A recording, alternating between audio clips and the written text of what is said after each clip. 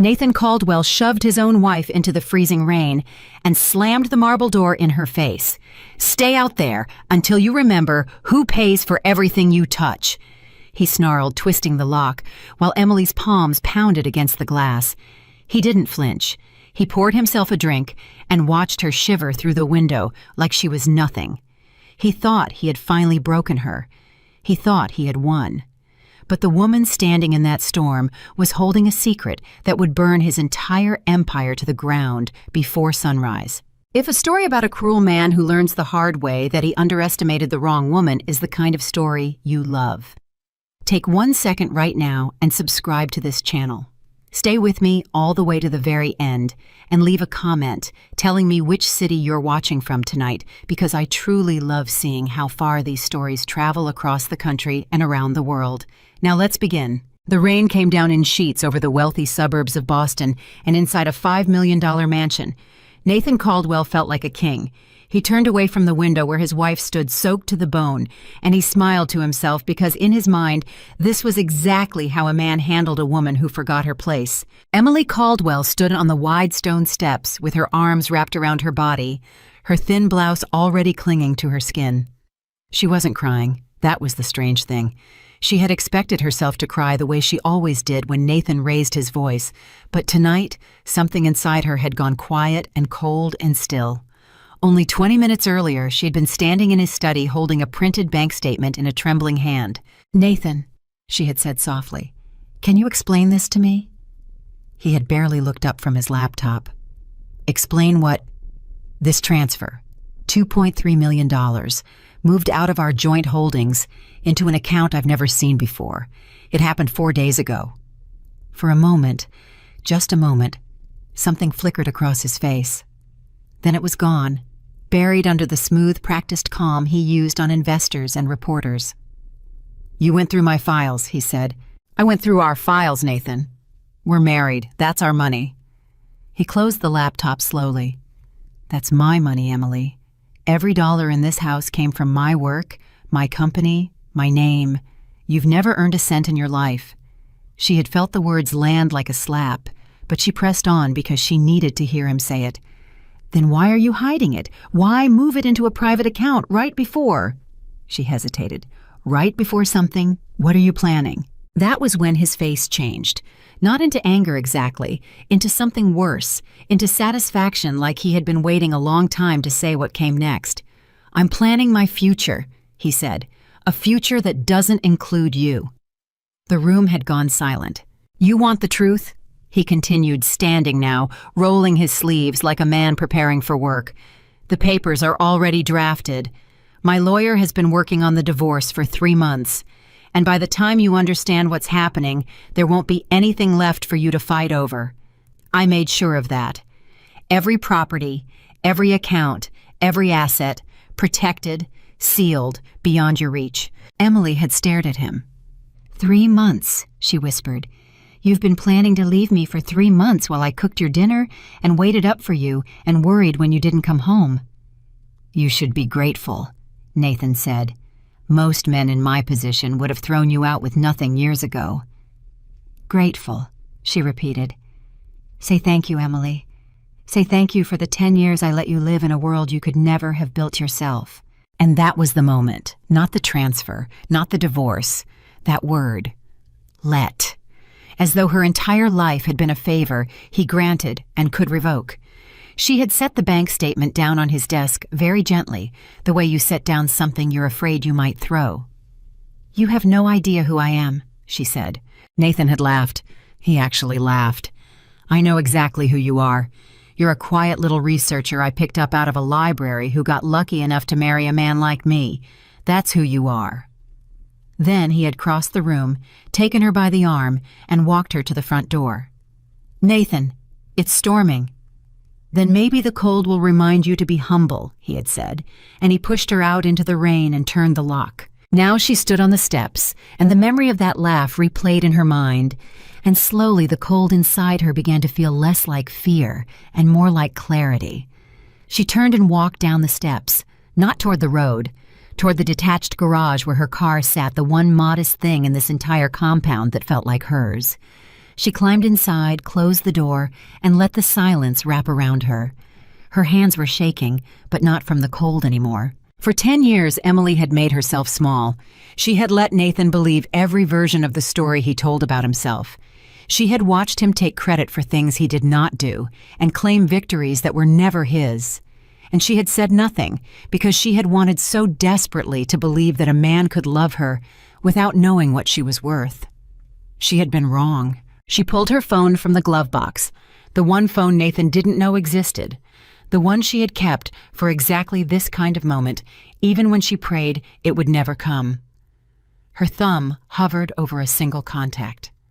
Richard Hayes. She hadn't spoken to Richard in almost 3 years, the last time he had told her the same thing he'd told her at her wedding. The door is always open, Emily. The family is always here. The day you need us, you call, and everything you walked away from comes running back. She had smiled and thanked him, and privately hoped she would never need to make that call. Emily looked up at the mansion, at the warm golden light glowing behind those enormous windows, at the silhouette of her husband moving through the rooms of a house he believed he owned. Then she looked back at the phone, and she pressed the name.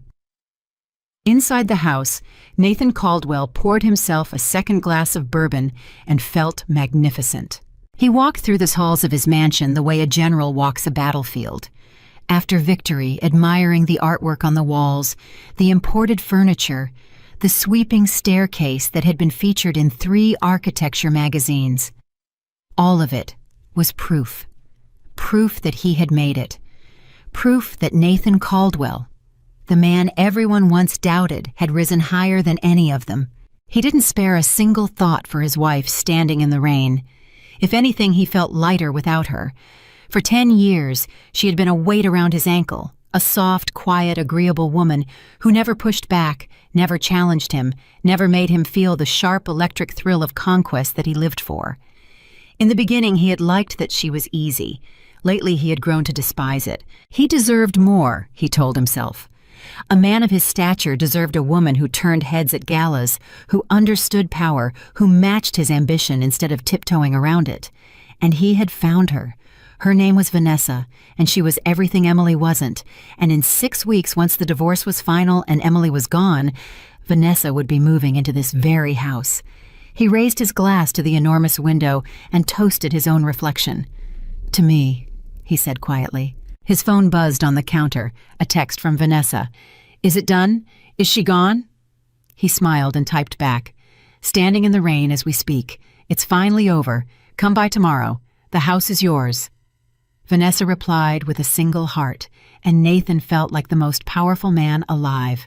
He had no way of knowing that at that exact moment, 4 miles away, in a glass office tower that never fully went dark, a phone was ringing on the desk of a man who had spent 30 years protecting one of the most powerful families in America. Richard Hayes was 71 years old, and he had not slept a full night in decades. He was the kind of man who kept his coat on indoors and answered every call by the second ring, because in his line of work, the calls that came at night were never small. When he saw the name on the screen, his heart stopped for half a second. "Emily." He answered instantly. "Emily, are you all right?" There was a pause. Then her voice came through, steady but thin, the voice of a woman holding herself together with both hands. "Hello, Richard. I'm sorry to call so late." "Don't you ever apologize to me," he said, already rising from his chair, already reaching for the light. "What's happened? Tell me everything." And so she told him. She told him about the transfer, about the divorce he'd been hiding for 3 months, about the accounts moved out of reach, about the woman named Vanessa she'd suspected but never confirmed. And then, in the same calm voice, she told him about the front door. "He locked me out of the house, Richard, in the storm. He said the cold would teach me to be humble." For a long moment, Richard Hayes said nothing at all. When he finally spoke, his voice had changed. It was very quiet and very cold, and Emily recognized it because she had heard it only a handful of times in her life, always right before something enormous happened. "He put his hands on you. He pushed me out the door. And where are you now?" "In my car, in the garage. I'm all right, Richard. I'm not hurt. I'm just..." She took a breath. "I'm just done. I'm finally done." "Listen to me," Richard said. "I need you to stay exactly where you are. I need you to lock your car doors. And I need you to answer one question for me. And I need you to answer it as your father's daughter and not as that man's wife." He paused. "Do you want me to make him understand what he's done? Or do you want me to make him disappear from your life like he was never in it?" Emily closed her eyes. She thought about the man she had married 10 years ago, the man who had once been kind, or had at least been good at seeming kind, the man who had held her hand at the hospital when her aunt died, who had made her laugh until she cried on their honeymoon, who had once long ago seemed worth hiding her whole self for. That man was gone. Maybe he had never existed. But she found sitting in the dark of her car that she did not want him destroyed the way he had tried to destroy her. She did not want to become him. "Neither," she said, "neither.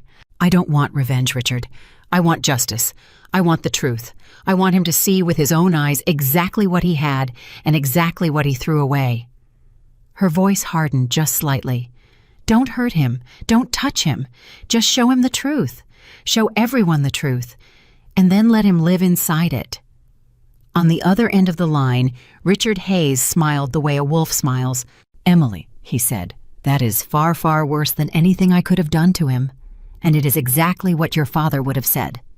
He was moving now, his footsteps echoing across the empty office papers, already in his hand. "Give me until sunrise. Stay in the car. Stay warm. And Emily, yes, welcome home."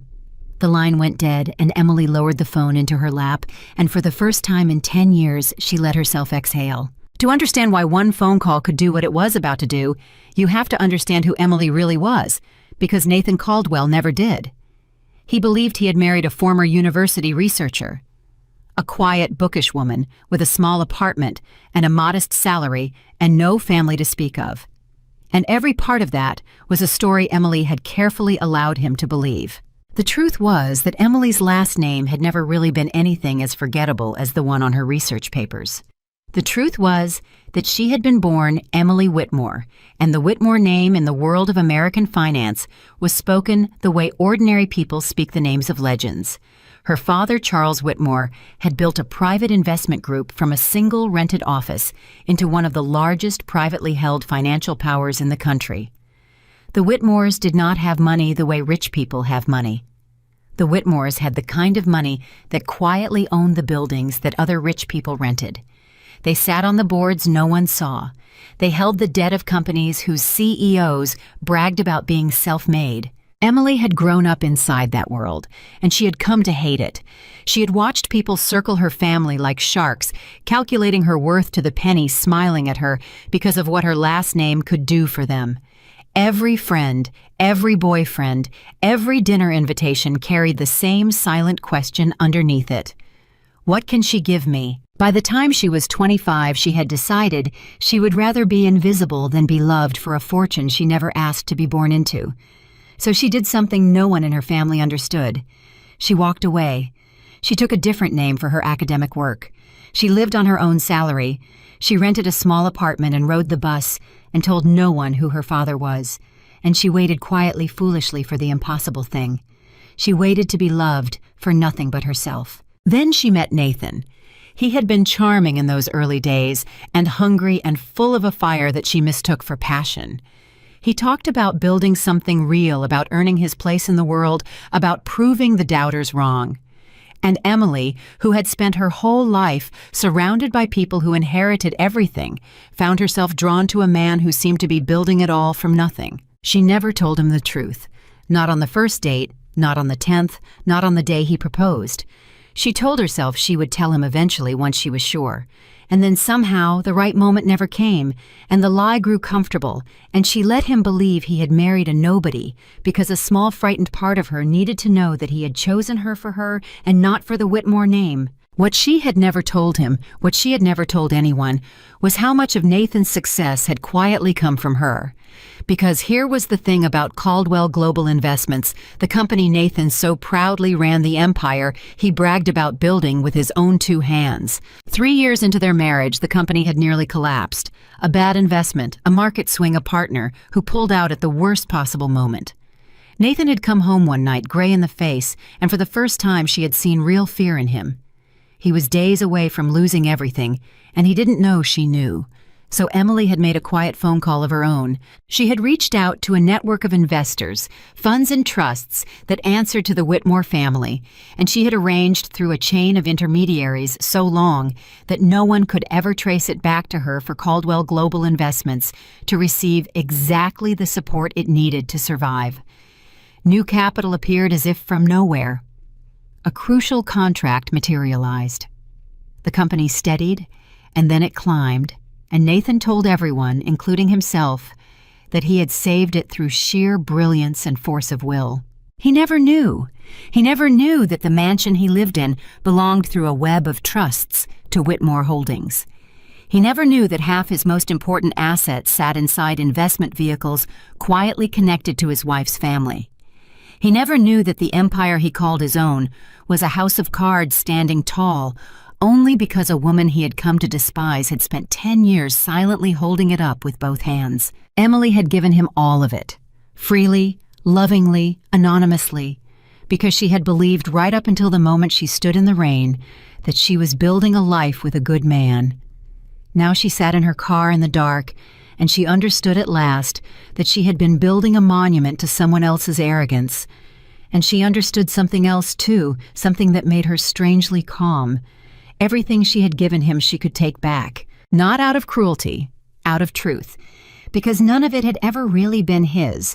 Inside the mansion, Nathan was on his third glass of bourbon and his fourth or fifth private toast when his phone rang. He frowned at the number. It was Gerald Finch, one of the senior members of the Caldwell Global Board, a stiff, humorless man who never called after business hours. Nathan almost let it go. Then, because a small worm of curiosity got the better of him, he answered, "Gerald, it's late. This had better be good." "Nathan." Gerald's voice was strange, careful. "I need to ask you something, and I need you to be honest with me." Nathan rolled his eyes and swirled his drink. "Ask." "There's an account, a private holding account opened 4 days ago funded with just over $2 million moved out of company-adjacent assets. Do you know anything about it?" Nathan went very still. "Where did you hear about that account, Gerald?" "That's not what I asked. Is it yours?" "I don't know what you're talking about." "Nathan," a long pause. "In the last hour, the board has received a documentation package, a detailed one. Transfers, timelines, correspondence. Someone has laid out a pattern of financial activity that, if it's accurate, is going to be a very serious problem. I'm giving you the courtesy of a call before we escalate. So I'll ask one more time. Is it yours?" For the first time all night, Nathan felt a thin, cold thread of something unfamiliar. It took him a moment to recognize it as fear. "Who sent this package?" he demanded. "It came through a law office, no name attached to the messenger. But it's thorough, Nathan. Frighteningly thorough. It's the kind of thing that takes months to build, and it landed on all 7 board members' desks at the same minute." Nathan set his glass down. His mind was racing now, and he did not like where it was going. Months to build, all at once. Tonight, of all nights. "This is a mistake," he said. "Or a smear. A competitor, maybe. Someone trying to shake me before the quarterly report. Gerald, listen to me. I built this company from nothing. Whatever this is, we crush it. We deny it. We lawyer up. We make it disappear." There was a silence on the line that lasted a beat too long. "Nathan," Gerald said finally, and his voice had changed. It was no longer the voice of a colleague. It was the voice of a man reading the room and deciding which side to stand on. "The board is meeting at 7 a.m. Your presence has been requested. I'd advise you to bring counsel." The line went dead. Nathan stood alone in his enormous kitchen, surrounded by everything money could buy, and for the first time in 10 years, the silence of the mansion did not feel like peace. It felt like something closing in. He told himself it was nothing, a misunderstanding. He was Nathan Caldwell. He had survived worse. He had clawed his way up from the middle of nowhere. He had outmaneuvered men twice his size. He had built an empire, and no anonymous envelope was going to bring it down. He picked up his phone again and called his lawyer. It went to voicemail. He called his lawyer's cell. Voicemail. He frowned and called Marcus Webb, his most trusted business partner, the man who had stood beside him at every ribbon cutting and every gala for 8 years. The phone rang once, twice, 3 times. Then it stopped ringing, as if someone had reached down and deliberately declined the call. Nathan stared at the screen. Marcus never ignored his calls. Never. He tried again. This time it went straight to voicemail. The cold thread in his chest began to spread. He didn't know it yet, but across the city, phones were lighting up in the dark. Board members, partners, bankers, investors. One by one, they were receiving the same quiet, devastating package. And one by one, they were making the oldest calculation in the world. When a powerful man begins to fall, the wise do not reach out to catch him. The wise step back and let him drop so they are not crushed beneath him. Nathan Caldwell had spent a decade surrounding himself with people who admired his strength. He was about to learn that not one of them had ever loved him. They had loved his power, and his power was leaking out of his hands like water. Out in the garage, Emily's phone lit up once more. A single text from Richard. "It's begun. Stay where you are. Don't come inside no matter what you hear. Trust me." She read it twice and she felt no triumph, only a deep, tired sadness for the man she had once believed in. She looked toward the house at the golden windows, and she wondered what he was feeling in there right now, in the first hour of the longest night of his life. Inside, Nathan was pacing. He tried to think clearly, but the bourbon and the fear were fighting each other in his head. He needed information. He needed to see this package everyone was talking about. He sat down at his laptop and logged into the company system. Access denied. He blinked. He typed his password again slowly, carefully. Access denied. His executive credentials, the same login he had used every single day for 10 years, were gone. Revoked. As if Nathan Caldwell had never worked at Caldwell Global Investments at all. "No," he said out loud to no one. "No, no, no." He opened his personal banking app. His hands were not quite steady. He logged in and the screen loaded, and for a moment everything looked normal, and he let himself breathe. Then he saw the notice at the top. "This account is currently under administrative hold. For assistance, please contact your institution." He switched to his second account. The same notice. His investment account. The same. His line of credit. The same. Frozen. All of it. Every dollar he could see locked behind a wall he could not climb. Nathan Caldwell, who 20 minutes ago had toasted himself as the most powerful man alive, sat in the dark of his kitchen and could not access a single cent of his own money. He stood up so fast his chair fell backward and clattered against the floor. He grabbed his phone. He called the bank's private client line, the one reserved for men of his stature, the one that always answered in 3 rings. A recording answered instead, informing him that the office was closed and that his account had been flagged for review at the request of an authorized party. An authorized party. "Who?" he shouted at the phone. "Who authorized this? I own these accounts. These are mine." But even as he said it, some cold and honest part of him, the part he kept buried beneath all his bragging, began to whisper a question he did not want to hear. Were they ever really yours? He thought about the mansion. He had never actually purchased it. It had come to him through the company, through a corporate, holding a deal so complex he had signed the papers without reading them, trusting his lawyers, trusting the arrangement, because it had made him look like a man who owned a $5 million home. He thought about the cars in the garage, leased through corporate entities. He thought about the art on the walls, the furniture, the very floor beneath his feet. How much of it had he actually bought with his own money? How much of it had simply appeared over the years, as if the universe were rewarding his brilliance? For the first time, Nathan Caldwell asked himself where all of it had really come from, and for the first time, he could not answer. He needed Vanessa. Suddenly, desperately, he needed to hear a voice that was on his side. He called her. She answered on the first ring, but her voice was different, clipped, cautious. "Nathan, what's going on? I'm hearing things." "What are you hearing?" "People are calling me. They're saying the board is moving against you. They're saying your accounts are frozen. They're saying," she hesitated, "they're saying you might not have as much as everyone thought." "It's lies, Vanessa. It's a smear campaign, some competitor trying to take me down before the quarterly report. By tomorrow afternoon, it'll all be cleared up, and heads will roll, I promise you." There was a long pause on the line, and in that pause, Nathan heard everything he needed to hear. "Vanessa, she said slowly, I think maybe we should slow down, just until things settle. I don't want to move into the house while everything is so, uncertain." "Vanessa, an hour ago you sent me a heart." "An hour ago things were different, Nathan." He gripped the phone so hard his knuckles went white. "So that's it. That's what you are. The second things get hard, you're gone." "Don't make this ugly," she said. "You know how these things go. Call me when it's sorted out." And then softer almost to herself, "If it gets sorted out." The line clicked and she was gone. Nathan stood in the enormous echoing kitchen of his empty mansion, and he laughed once, a short, bitter bark of a laugh, because the woman he had thrown his wife out into the rain for had abandoned him in less time than it takes to boil water. He thought about Emily then for the first time all night. He had almost forgotten she was out there. He walked to the front window and looked out into the storm, expecting to see her huddled on the steps, broken, waiting to be let in, ready to beg. But the steps were empty. Something about that emptiness unsettled him more than anything else that night. Where was she? Where would she even go? She had no money. He controlled all of it. She had no family, or so he had always believed.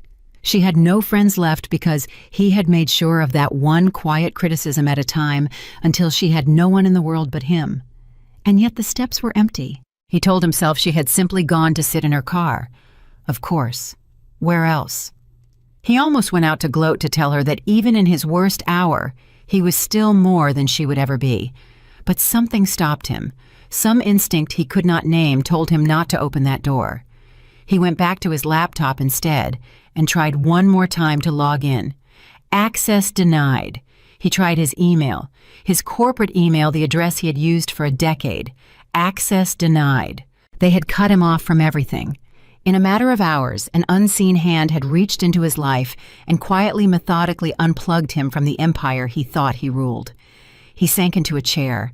For the first time, the questions he had been running from all night caught up to him and surrounded him in the dark. Who could do this? Who had the reach to freeze his accounts, revoke his access, and deliver a devastating package to all 7 board members in the same minute? This was not a competitor.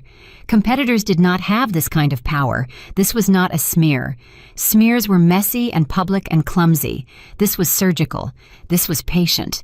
This was someone who had known exactly where every single vein of his empire ran, and who had with a single decision closed them all at once. This was someone on the inside.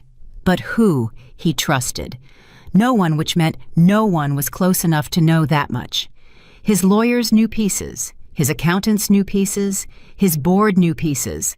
But no single person on earth knew the whole picture of Nathan Caldwell's finances. No one, except a memory surfaced unbidden. Emily years ago, sitting across from him at breakfast while he raged about the company nearly going under. Emily listening quietly, saying almost nothing. And then a week later, the crisis simply resolving itself. New capital. A saving contract. He had told everyone it was his own genius, but he had never actually understood, if he was honest, how the money had appeared. He had simply been too proud, too relieved, too eager to take the credit to ask the question. Where had that money come from? He pushed the thought away. It was absurd. Emily was a librarian, a researcher, a nobody. She couldn't balance a checkbook without his help, or so he had always assumed, because he had never once let her try. But the thought would not leave. He thought about the way she had looked at him tonight, right before he pushed her out the door. Not frightened, not weak, calm, steady. The look of a person who knew something you didn't. "You have no idea who I am," she had said. At the time he had laughed, now sitting alone in the dark with his frozen accounts and his revoked access and his abandoned mansion. Nathan Caldwell was no longer laughing. He stood up on unsteady legs and walked almost against his own will to the front door. His hand hovered over the lock. Outside, through the rain-streaked glass, he could see the faint outline of Emily's car in the garage, and inside it, the pale glow of a face lit by a phone screen. She was on the phone. At 2 a.m, in a storm with nowhere to go and no money to her name, his forgotten wife was calmly, quietly on the phone. And somehow, watching her, Nathan felt the ground shift beneath his feet. He unlocked the door. He opened it. The cold and the rain rushed in. "Emily?" he called out into the storm. "Emily, come inside. We need to talk." The car door did not open. The pale face did not turn. "Emily?" His voice cracked just slightly, and he hated the sound of it. "I know you can hear me." Nothing. He stepped out onto the wet steps, the rain instantly soaking through his expensive shirt, and he crossed the drive toward the garage, and as he got closer, he could see her more clearly through the windshield. She had lowered the phone into her lap. She was watching him come, and on her face was an expression he had never once seen in 10 years of marriage. Pity. She was looking at him with pity. He stopped a few feet from the car, the rain streaming down his face, and he suddenly did not know what to say. All night, he had been the one in control. He had locked her out. He had been the one with the power. And now somehow he stood outside her car in the freezing rain, exactly the way he had left her outside his door, and he did not understand how it had happened, and he was terrified to ask. Slowly, Emily reached over and rolled down her window a few inches, just enough for her voice to carry. "You're getting wet, Nathan," she said quietly. "Emily, something's happening. My account's the company. Everything someone's attacking me, and I need." He swallowed his pride, and it went down like broken glass. "I need your help. I need you to come inside so we can figure this out. Together, like a team, like we used to be." For a long moment, she just looked at him through the gap in the window. "We were never a team, Nathan," she said. "A team is two people. You only ever saw one." "That's not fair. I gave you everything. This house, this life, all of it. I built it for you." And at that, something almost like a smile touched the corner of Emily's mouth. It was the saddest thing he had ever seen. "No," she said, "you didn't." "What is that supposed to mean?" She rolled the window back up. "Emily." He slapped his hand against the glass the way she had slapped her hand against his door 2 hours before. "Emily, open this door. Tell me what's happening. Tell me who's doing this to me." And through the glass, calm as still water, Emily Whitmore looked at the man she had married, the man who had thrown her into the storm, the man whose entire empire she had built and was now allowing to fall, and she said the only thing left to say. "Ask yourself, Nathan," she said just loud enough for him to hear. "Ask yourself who was the only person in the world who knew every single thing you owned. Ask yourself who saved your company when it was dying. Ask yourself who you just threw out into the rain and called a nobody." She paused, and her eyes did not waver. "And then ask yourself if you really know who you married at all." Nathan Caldwell stood frozen in the storm, the rain hammering down the truth beginning to open beneath him, like the floor of the world giving way, and for the first time in his life, the powerful, unstoppable, self-made billionaire had absolutely nothing to say. He turned and looked back at his mansion glowing gold in the darkness, beautiful and enormous, and he now understood with a slow-rising horror, not his. It had never been his. None of it had ever been his. He had believed he was a king, but he had married a queen and hidden her away and mocked her and mistreated her, and finally thrown her into the cold. And now the queen was sitting quietly in a car in his driveway, watching his kingdom dissolve into the rain, and there was not a single thing in the world he could do to stop it. Behind him in the house, his phone was ringing again, and again, and again. The board, the bankers, the end, and Nathan Caldwell, soaked to the bone, sank slowly to his knees on the wet stone of a driveway that belonged to Whitmore Holdings, and finally, far too late, began to understand exactly what he had done. Nathan knelt on the wet stone until his knees went numb, and then, because kneeling changed nothing, he forced himself back to his feet. The rain had soaked him to the skin, but he barely felt it. He walked back toward the house in a daze past the car where Emily still sat watching him, and he did not look at her because he could not bear to see that pity on her face again. Inside, his phone was still ringing. He crossed the kitchen and snatched it off the counter. Marcus Webb, his partner of 8 years. Finally, someone was calling him back. He answered with a desperate relief he hated himself for. "Marcus, thank God. Listen to me. Everything is falling apart. I don't know what's happening, but I need you to—" "Nathan," Marcus's voice cut across his like a blade. "Stop talking." Nathan stopped. "I'm not calling as your friend," Marcus said. "I'm calling as a member of this board to inform you on the record that as of 1 hour ago, I have voted with the majority to suspend you from all operational authority at Caldwell Global, effective immediately pending a full investigation into financial misconduct." The words did not make sense. Nathan's mind refused to arrange them into meaning. "Marcus, it's me, it's Nathan. We built this company together." "No," Marcus said, and there was something cold and final in it. "We didn't. That's what I've been learning tonight. The documentation I've spent the last 2 hours reading tells a very different story about who built what." "What documentation? What are you talking about?" There was a pause, and when Marcus spoke again, his voice had dropped lower, almost private, the voice of a man who had made his choice and was now simply confirming it.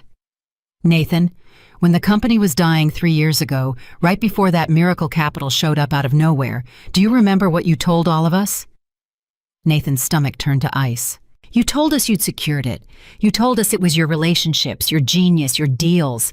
We celebrated you, Nathan. We gave you a bonus. We put your face on the cover of the annual report and called you a visionary."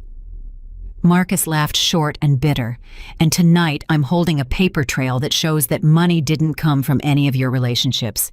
It came through a chain of trusts so deep it took a full forensic team to unravel it. And you want to know where it ends?" "Marcus, don't." "It ends at Whitmore Holdings, Nathan." A long, terrible silence. "Does that name mean anything to you? Because it should. It's the name on the deed to your house. It's the name behind half the assets you've been bragging about for a decade. And I sat here tonight trying to figure out how a man could be that connected to the Whitmore family and never once mention it. And the only answer that makes any sense is the one I can't quite believe." His voice sharpened. "Who is she, Nathan?" Nathan could not speak. "Your wife," Marcus said. "The quiet one. The one none of us ever paid attention to because you told us she was nobody. Who is she really?" And Nathan, standing in the ruins of his kitchen, finally said the word out loud, the word he had spent the last hour refusing to think. "Whitmore," he whispered. "Her name. Before we married. I never asked. She said it didn't matter. I never—" He put his hand against the counter to steady himself. "Oh, God, Marcus, what have I done?" "You threw away the only thing that was keeping you afloat," Marcus said flatly. "That's what you did. And now it's gone, and so is the company's protection, and so am I. Goodbye, Nathan." The line went dead. Nathan set the phone down very slowly, as if it might break, as if he might break. 8 years. Marcus had stood beside him at his father's funeral. Marcus had toasted him at his wedding. And Marcus had dropped him in a single phone call the moment he understood which way the wind was blowing. That was the thing Nathan was only now beginning to understand, standing alone in a house that was not his. Every relationship he had built, every friendship, every loyalty had been a transaction. He had bought people with his power, and now that his power was draining away, they were simply returning the merchandise. He thought about all the men who had laughed at his jokes because he was rich, all the women who had flattered him because he was powerful, all the partners who had called him brilliant because his success made them money. Not one of them was calling now to ask if he was all right. They were calling to protect themselves, or they were not calling at all, except one person. There was one person on this earth who had loved him when he had nothing. One person who had saved him when he was drowning and never asked for credit. One person who had held up his entire world with 2 quiet hands and let him believe he had done it alone. And 2 hours ago, he had thrown her into a storm and called her a nobody. Nathan walked to the window. Emily's car was still there, still glowing faintly with the light of her phone. He wanted to go to her. He wanted to fall at her feet and beg. But some last stubborn ember of his pride held him back, whispered that this was still fixable, that a man like him did not grovel, that surely, surely, there was a way out. He pulled out his phone one more time and called his lawyer, David Reyes, the man who had drafted his secret divorce papers, the man who supposedly knew where every asset was hidden. If anyone could fight this, it was David. The phone rang, and then to his shock, it picked up. "Nathan?" David sounded exhausted and afraid. "David, thank God. Listen, I need you here now tonight. Someone's coming after everything the board suspended me. The accounts are frozen." I know, David said. I know all of it. Nathan, I have to tell you something, and you're not going to like it. Just tell me. An hour ago, I received a visit. Not a call, a visit. From a man named Richard Hayes.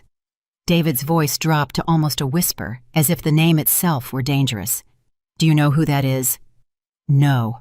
He's the chief legal strategist for the Whitmore family. He is, without exaggeration, one of the most powerful private attorneys in the country. Men like me spend our whole careers hoping we never end up across a table from him, and he came to my office at midnight, and he sat down across from me very politely, and he laid out for me exactly how much of your financial structure is entangled with Whitmore trusts, and then he asked me a simple question. Nathan's mouth had gone dry. What question? He asked me whether I intended to go down defending you or whether I intended to cooperate. David let out a shaky breath. Nathan, I have a family. I have a firm. When a man like Richard Hayes shows you a folder that thick and asks you that question, there's only one answer. I'm sorry. I can't represent you anymore, and I'd strongly advise you not to fight this because you cannot win. There is no lawyer in this city who will stand against the Whitmores for you. There isn't enough money in the world, and even if there were, it isn't yours. David, please. Get some rest, Nathan. You're going to need it. And he too was gone.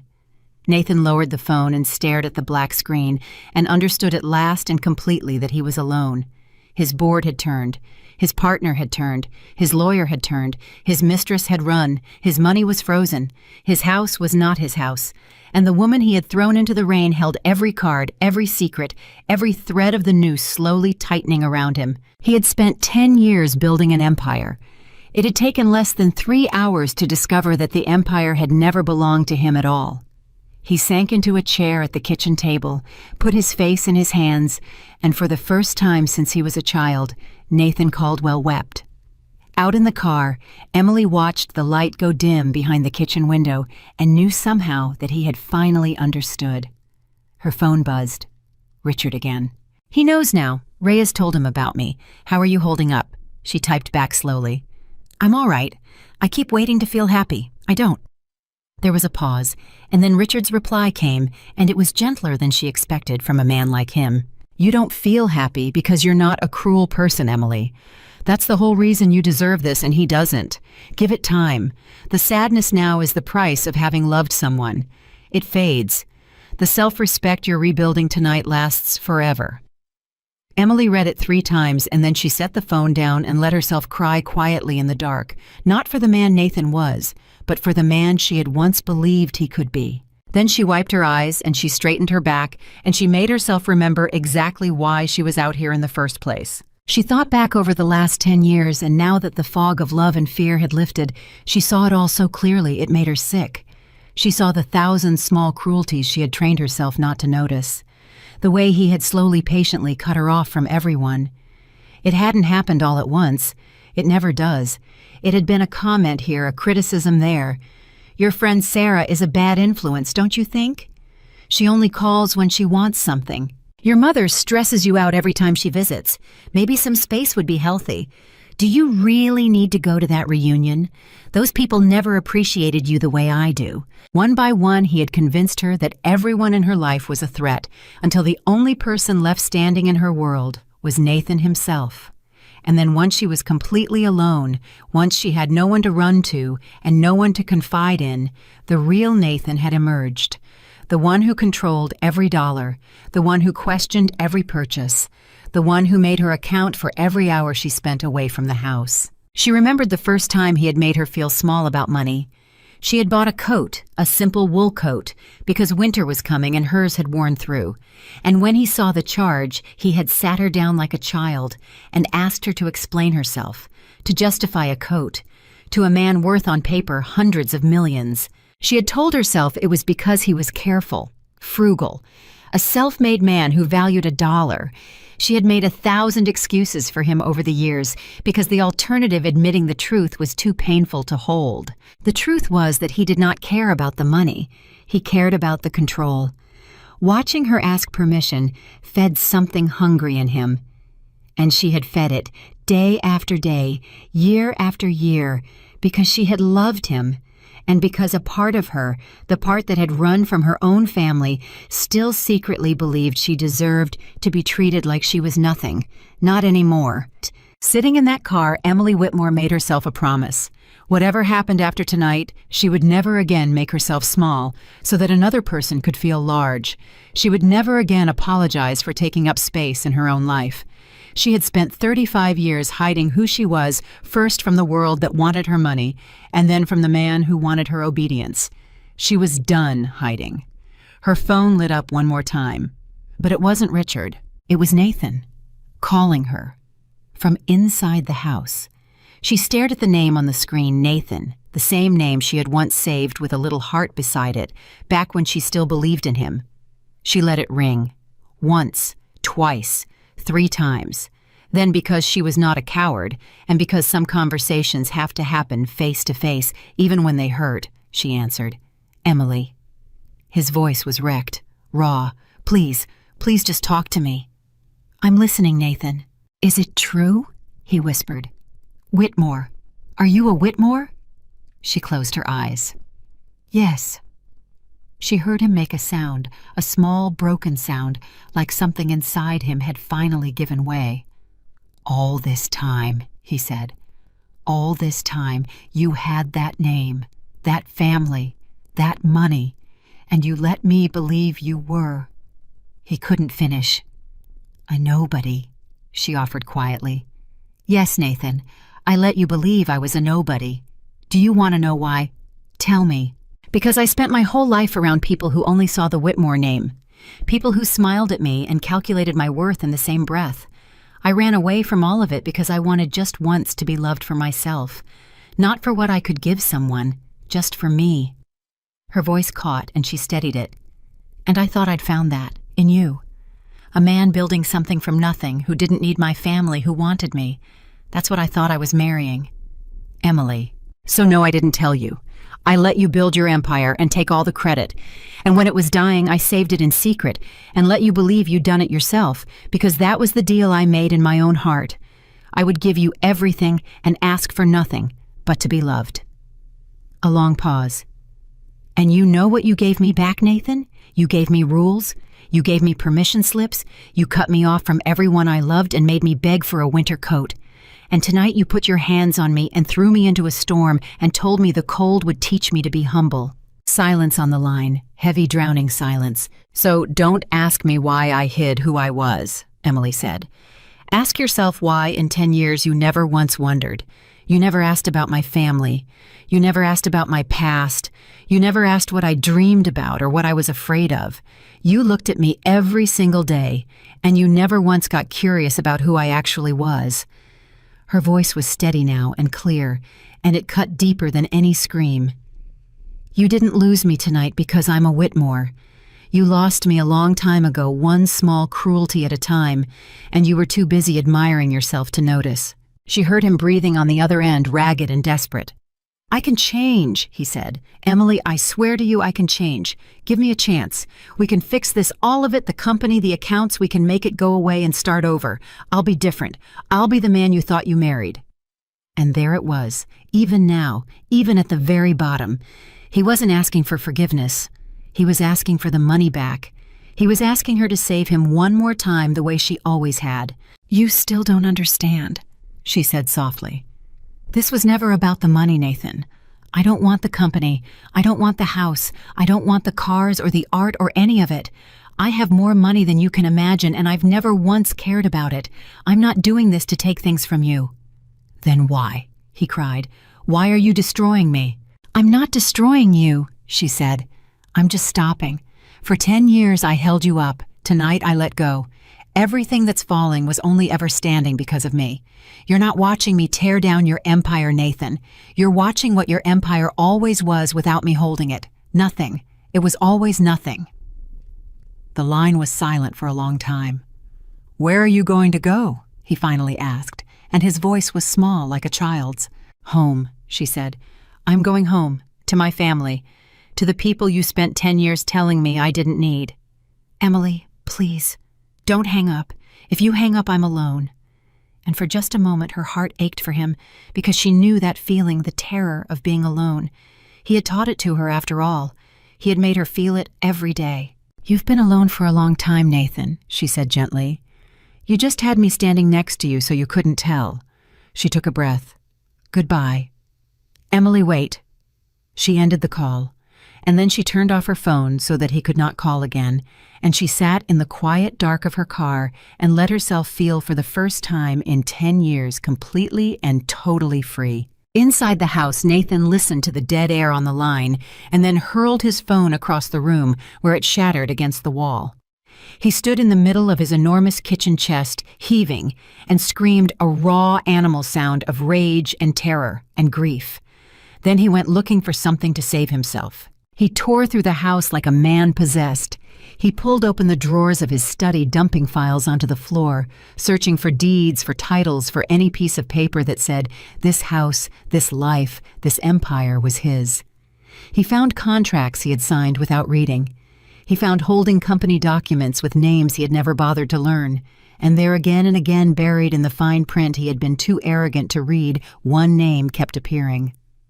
Whitmore. It was everywhere. It was in the deed to the mansion. It was in the leases on the cars. It was in the structure of the investment vehicles that held the assets he had bragged about for years. Whitmore Holdings, Whitmore Trust, Whitmore. His entire life, it turned out, had been written in a name he had never noticed held together by a woman he had never seen. He sank to the floor of his study, surrounded by the wreckage of the empire he thought he'd built, and he understood the full, crushing weight of what he had done. He had not married up and been ashamed of it. He had married a fortune and been too blind to know it. He had been handed a queen, and he had treated her like a servant. He had been saved by an angel, and he had thrown her into a storm. And the most unbearable part, the part that would haunt him for the rest of his life, was this. If he had simply been kind, if he had simply loved her the way she deserved, if he had asked one honest question, shown one moment of real curiosity, treated her with 1 ounce of the respect she had earned, then all of it, the money, the family, the empire, the love, all of it would have been his forever. She hadn't wanted his money. She'd told him that, and he believed her now. She had only ever wanted to be seen. And he had been the one man on earth in a position to see her, and he had chosen every single day to look away.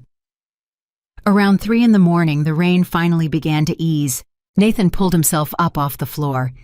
He was soaked, exhausted, hollowed out.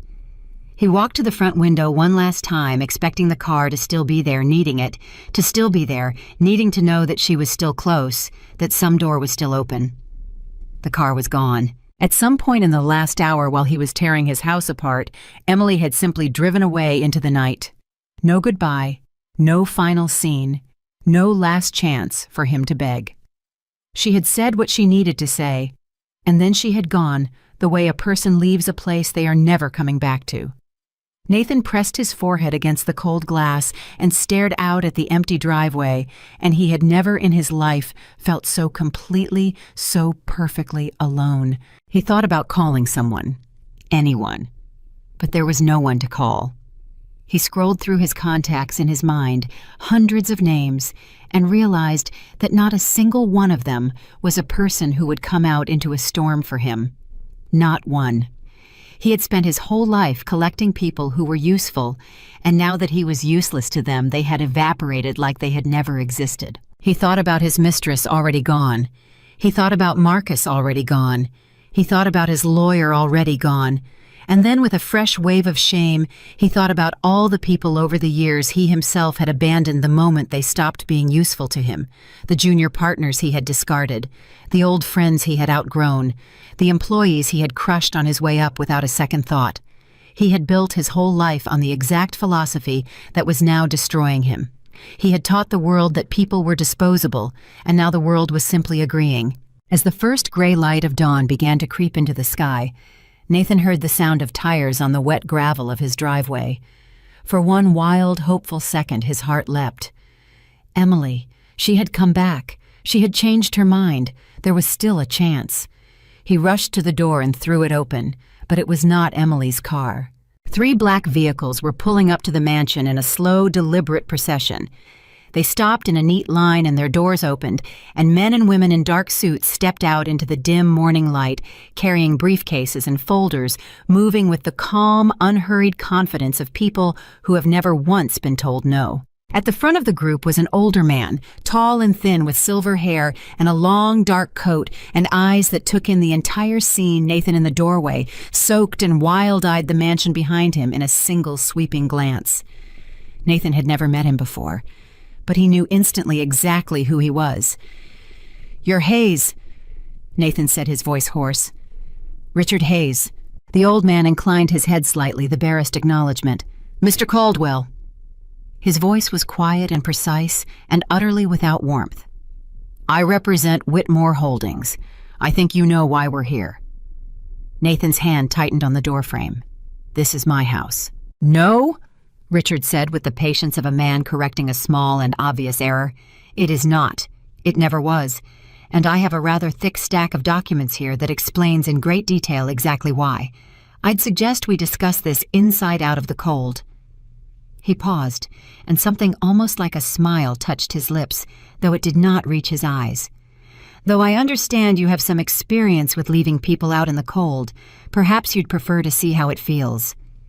Nathan flinched. Richard stepped forward and the others followed, and Nathan found himself stepping back out of the doorway of his own home, letting them in because he understood at last that he had no power here, no authority, no ground left to stand on. "Before we begin," Richard said, setting his briefcase down on the marble table in the foyer, the same foyer where Nathan had locked the door on his wife hours before. "I want you to understand something, Mr. Caldwell. My client asked me to be fair. She asked me not to hurt you, not to touch you, not to destroy you the way you tried to destroy her. She asked me only to show you the truth." He opened the briefcase. "So that is what I'm going to do. I am going to show you the truth in full page by page until you understand exactly what you had and exactly what you threw away. And then I am going to leave you alone with it." He looked up and his cold eyes met Nathan's. "She could have ruined you," Richard said quietly. "She had every right to. Instead, she chose to simply stop saving you. If you have any sense left in you at all, you will spend the rest of your life understanding the difference." And as the pale light of dawn filled the foyer of the mansion that had never belonged to him, Nathan Caldwell stood surrounded by strangers in dark suits, holding nothing, owning nothing, loved by no one, and began at last to learn the truth about the life he had thrown away. Richard Hayes pulled the first document from his briefcase and laid it on the marble table with the care of a man dealing cards. "We'll start at the beginning," he said. "The house.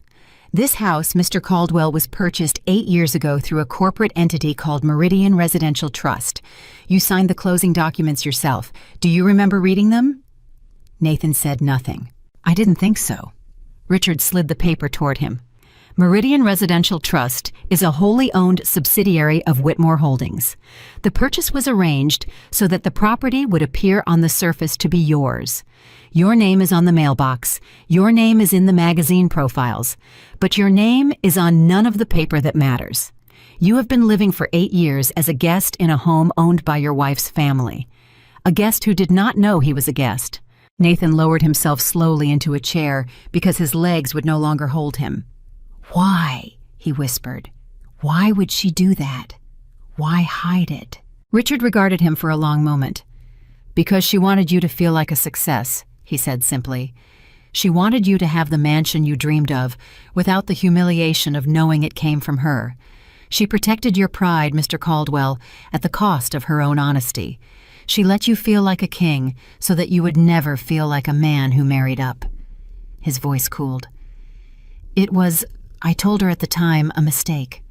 I told her that men like you mistake generosity for weakness. I was sorry to be proven right." He laid down the second document. "The cars, leased through a fleet management company, also Whitmore. The art on your walls appraised at just over $400,000 on loan from a Whitmore family collection. The furniture, the landscaping contracts, the membership at your country club, the one where you told everyone you'd earned your seat at the table." Richard laid down page after page, each one a small, quiet detonation. "All of it, Mr. Caldwell. All of it flowed one way or another from the same source. You have spent a decade performing a life that someone else was quietly paying for. Nathan stared at the growing pile of paper and felt each page land like a stone on his chest. He wanted to argue. He wanted to point at something, anything, and say, "That's mine, I earned that." But every time he reached for a memory of something he had truly built with his own hands, the memory dissolved, and underneath it was Emily. "The company," he finally managed. "Caldwell Global. I built that. That's mine. I started it in a rented office with 2 employees. That was real." For the first time, Richard hesitated, and something almost like respect crossed his face. "Yes," he said. "That part is true. You did build the company. In the beginning, it was entirely yours, and it was, I'll grant you, a genuine achievement. You were talented, Mr. Caldwell. That's what makes all of this so much sadder." He pulled out another folder. "But do you remember the winter 3 years ago? The winter the company nearly died?" Nathan went very still. A partner pulled out. A major investment collapsed. You were leveraged to the edge, and the edge was crumbling. You had perhaps 2 weeks before Caldwell Global defaulted on obligations that would have ended it and ended you and left you bankrupt and disgraced. Richard opened the folder. "You came home that night gray in the face, and you didn't tell your wife the details because you never told her anything, but she saw your face, and she knew." Nathan's hands were trembling now.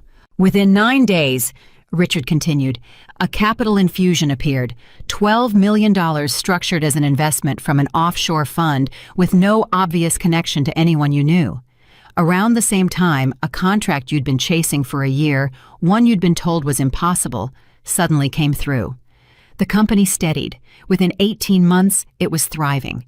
And you, Mr. Caldwell, told everyone, told your board, told the press, told yourself that you had saved it through your own brilliance." Richard closed the folder and set it down gently. "You did not save it," he said.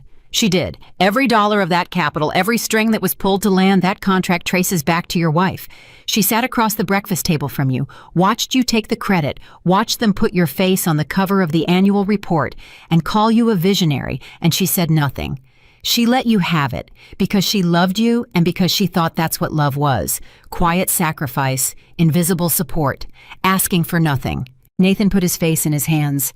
"Every man on your board," Richard said, "spent 3 years believing you were a genius who'd pulled his company back from the brink through sheer force of will. Last night they learned the truth. You can imagine how that landed. It is one thing to lose faith in a man's ethics. It is another to discover that his single greatest triumph was never his at all." He paused. "That's why they turned so fast, Mr. Caldwell. Not because they're disloyal, because they realized they'd been applauding a magician who didn't know his own tricks were being done by someone off stage." Nathan was silent for a long time.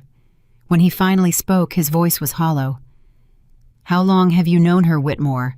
The real her?" "Since the day she was born," Richard said. "I served her father for 30 years. I held her at her christening. I advised her when she decided to walk away from the family name, and I told her it was a foolish romantic idea that would only end in heartbreak." A pause. "I did not enjoy being right about that either." "Then you knew," Nathan said, looking up. "All these years you knew who she'd married. You knew what I was. Why didn't you stop it? Why didn't you warn her?" Richard's expression did not change.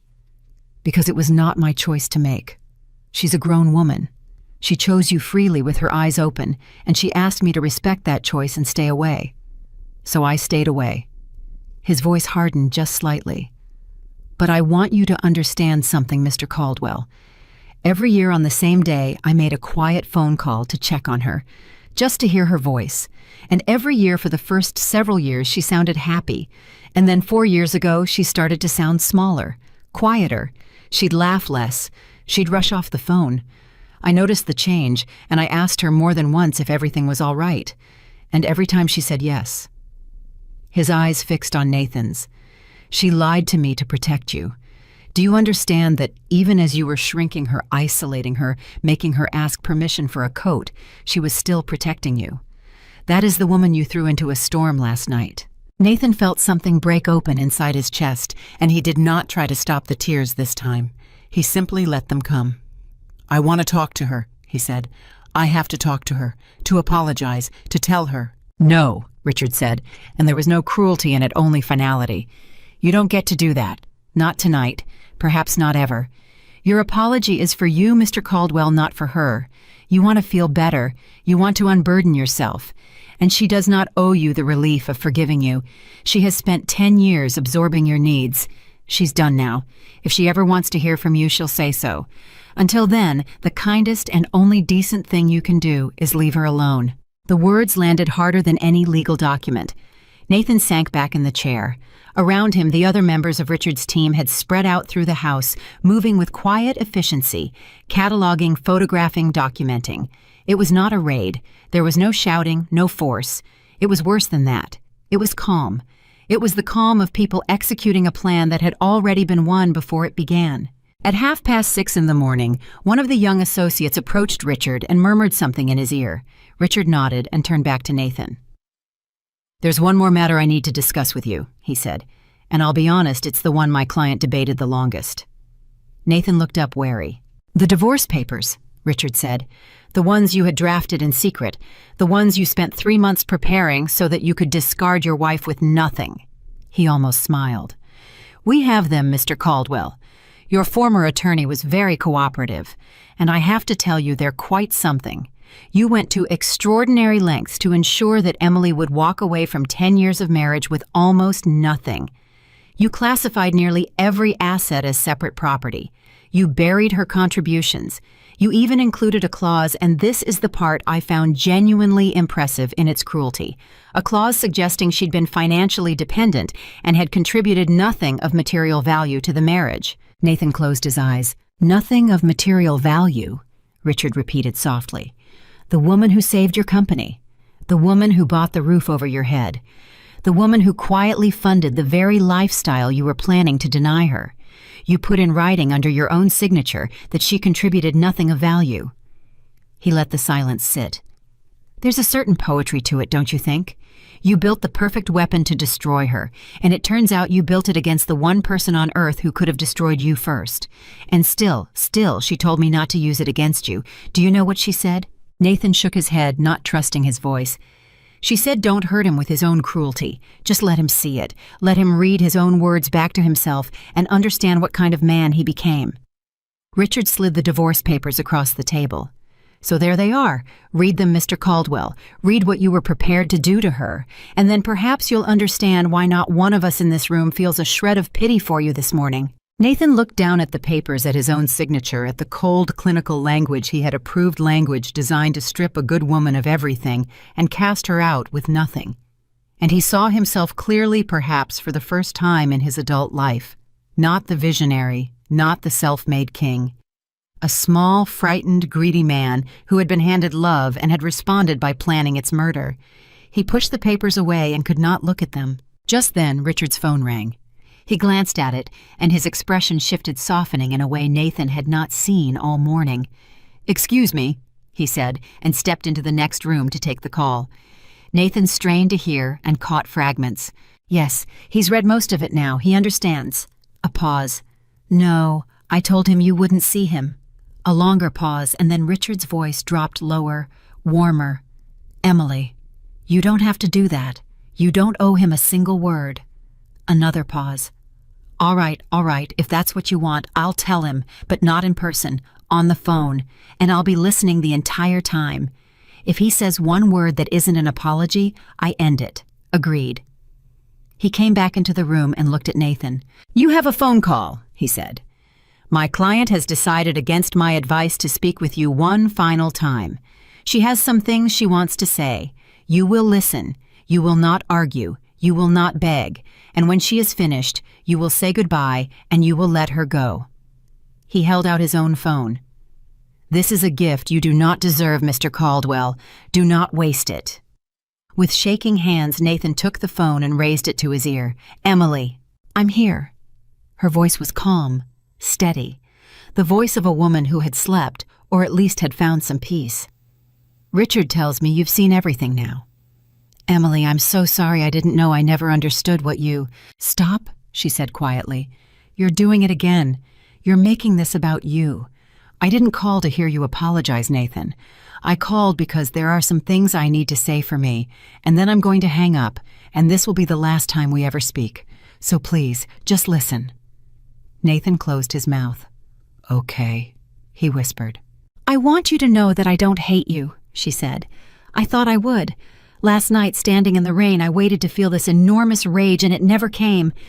What came instead was something worse, grief. Because you didn't just betray me last night, Nathan. You'd been betraying me a little every day for years, and I let you, and the person I'm most angry at isn't you. It's me, for staying, for shrinking, for teaching you that you could treat me that way by never once telling you to stop. That's not your fault, that's mine." I said, "Listen." Her voice didn't rise, but it didn't have to.